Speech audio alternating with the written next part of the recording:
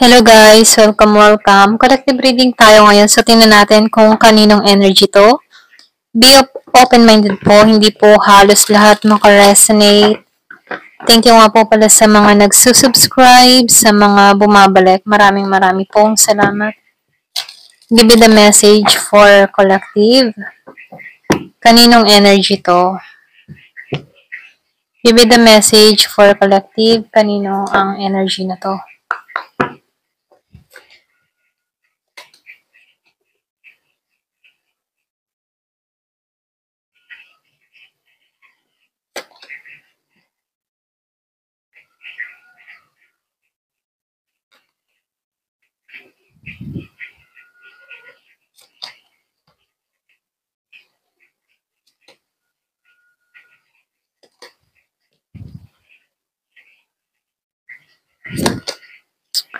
Meron ako nafe-feel dito, no? Meron ditong sinasambit yung pangalan mo.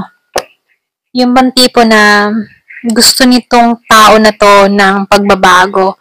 Merong tong hinihiling or pwede ring hinihiling ka ng tao na to. Meron ako nakikitang nananalangin. Wala kang idea sa tao ito. Okay? Wala kang idea na ipinagdadasal ka ng tao na to. Kasi itong tao na to, masyado siyang tahimik. So, yung iba sa inyo nung nagtatagumpay ka, meron ako nakikitang matagumpay na tao dito. Kumbaga, unti-unti niya nang napagtatagumpayan lahat ng mga dumating sa kanyang buhay dito. Meron din ako nakikitang unti-unti na nagtatagumpay sa kanyang ginagawa, okay? Meron ako nakikitang content creator or pwede rin merong ginagawa sa social media.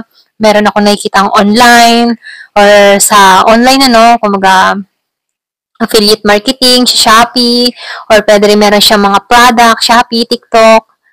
Ayan. So, nakikita ko dito, more nakaharap siya lagi sa camera. Nakikita ko dito nagtatagumpay itong tao na to sa kanyang mga ginagawa. Kumbaga patok sa masa yung kanyang mga pasok sa masa yan. Pasok sa masa yung kanyang ginagawa dito, okay? Baga nagtatagumpay siya dito. Kaya lang dito, nakikitaan ko dito, yung iba sa inyo, merong ka dito na yung matipong, meron ditong tao na hinahatak pa rin siya sa nakaraan. Hindi siya malaya sa kanyang nararamdaman. Okay? Ito lang yung nakikita ko. I mean, sa nararamdaman, yung bang tipo na, yung alaala pa rin ang pumupukaw sa kanyang kaisipan. So, lumalabas dito, hirap tong makalimot sa kanyang person. Kung meron kang person, pwedeng ikaw to, or pwede rin yung tao mo, okay, or yung person mo, or kadiling mo, kapartner mo. So, nakikitaan ko dito, merong humahatak sa tao nito kung bakit hirap siyang makalaya sa sitwasyon. Meron ako nakikitang Aries, merong Leo, Sagittarius. Meron din ako nakikitang Virgo, Capricorn, Taurus. Malakas yung Aquarius at Taurus. Meron din ako nakikitang Pisces. Ayan. Yung iba sa inyo, meron ako nakikitang mag-partner dito na Aries, Leo, Sagittarius, and Scorpio, Cancer, and Pisces. Meron din Virgo, Capricorn, and Taurus. Malakas yung Taurus, malakas din yung Aries, malakas din ang Aquarius.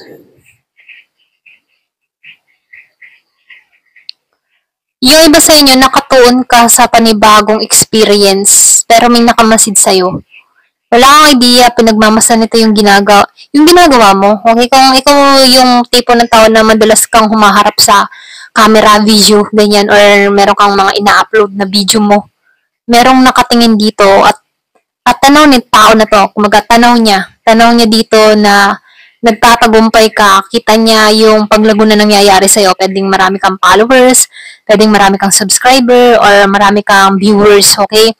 So, kita ng tao na to yung pagtatagumpay mo, hindi ka sumuko, ito lang nafe-feel ko sa'yo.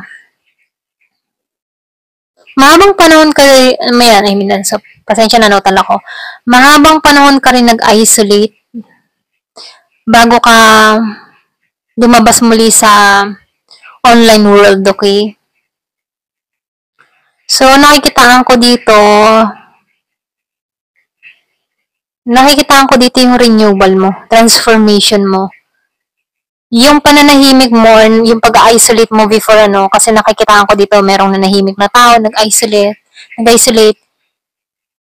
Ito yung time na nagkaroon ka ng pangunawa sa sitwasyon mo. Ito yung time na natauhan ka dito.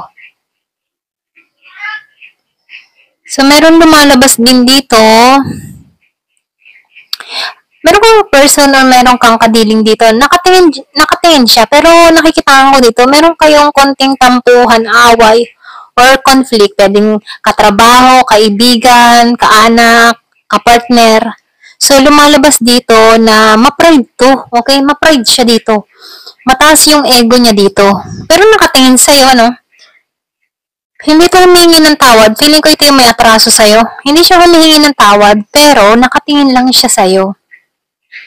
Meron kayong konting away ng tao na to. Pwedeng nagkasagutan kayo, or pwedeng meron tong mga nasabi sa'yo.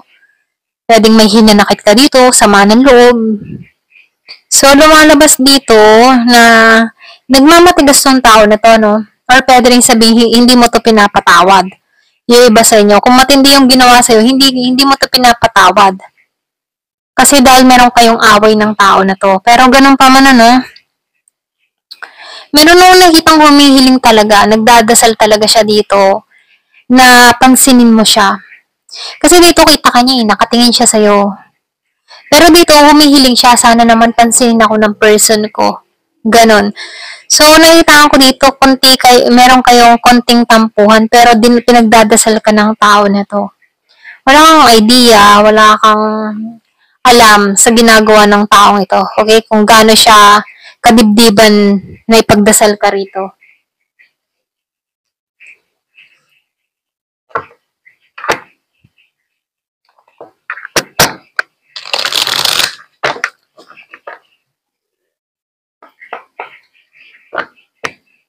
Give me the message. So, lumabas ng forgiveness. Merong gustong humingi ng tawad. Kung makikita mo naman tong lalaki, nagdadasal.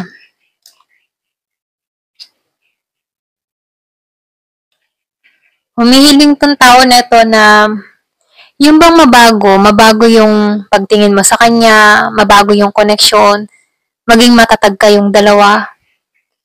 So, gusto ng tao na to na maging matibay kayo. Kahit baga may mga problemang dumarating, gusto ng tao na ito na huwag mo siyang pakawalan.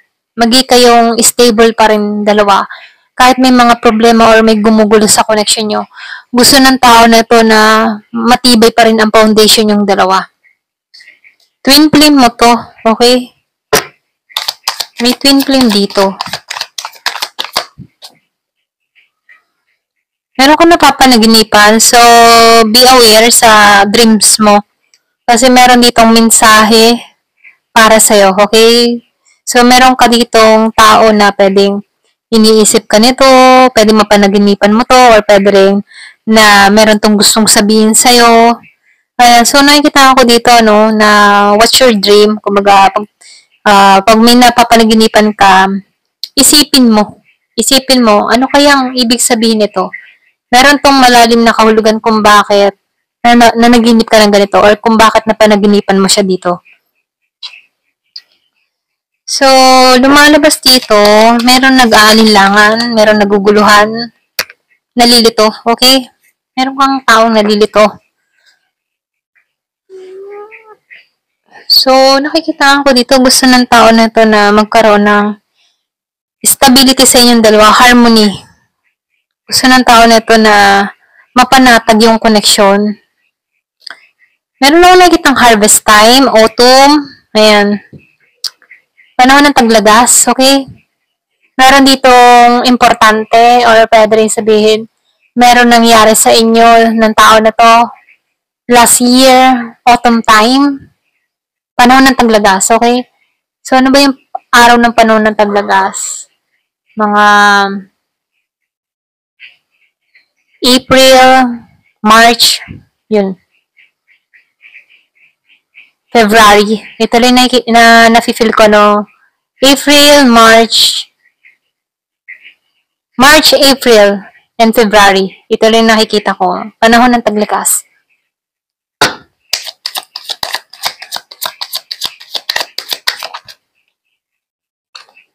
So, summertime. Yung nga sinabi ko kanina, summer.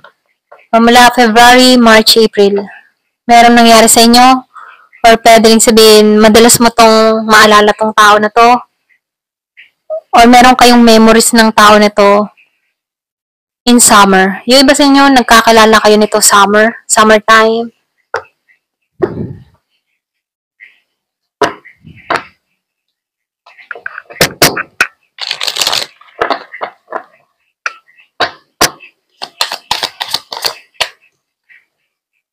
So, broken. Broken forever siya dito. So, yung iba sa inyo talagang nag-break up na kayo, wala na second chance, nag-final decision ka na dito, or pwede rin meron ditong final decision, isa sa inyo. Ganyan. Toxic, karmic relationship, tingin mo karmic mo siya. Meron ditong tingin, twin flame ka niya. Yung iba naman, tingin sa inyo, karmic ka siya, karmic relationship mo siya, mga ganun. So, meron ako nakikita, isa sa inyo, tingin mo, karmic mo siya, yung partner mo naman, tingin niya, twin flame ka niya, ganun. Ayan, pasensya na. So, start ulit tayo. Ayan, dito meron ako nakikita toxicity or karmic relationship.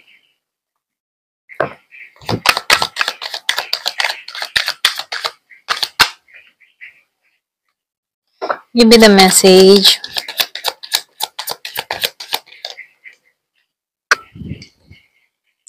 May nagsisi. So, may nagsisi dito. Nagsisi siya sa mali niyang nagawa sa'yo. Kumbaga, sobra yung pagsisisi niya rito, okay? Give me the message.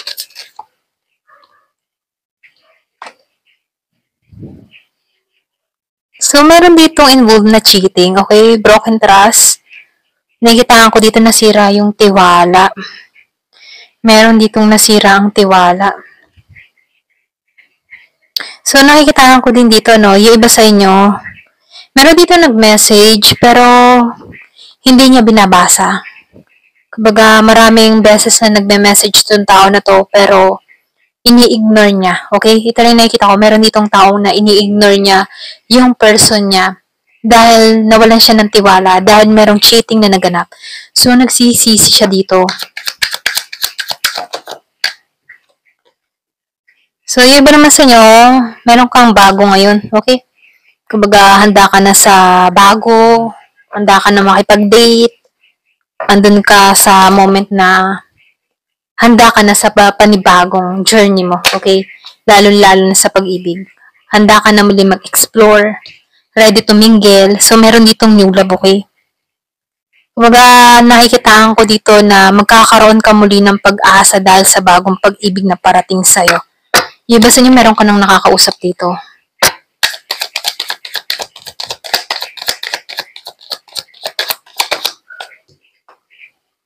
So, divine timing. Huwag ka mag-alala, may divine timing dito. Wow. So, lumalabas dito, yung tao mo or past person mo dito, nagsisisi to, nagre-regret to. So, lumalabas dito, may involved na cheating or broken trust. Pero ganun pa man, nakikitaan ko dito, binirek up mo na to forever, final decision. Kasi tingin mo dito sa tao na to, karmic mo siya. So ngayon, ikaw, handa ka na muling makipag-chat-chat, handa ka na muling makipag-meet, handa ka na muling makipag-date. So lumalabas dito, meron ako nakikitang bagong pag-ibig na parating sa'yo. Divine timing, okay? Parating to. Ayan, hanggang dito na lamang po. Thank you for watching. Love and peace.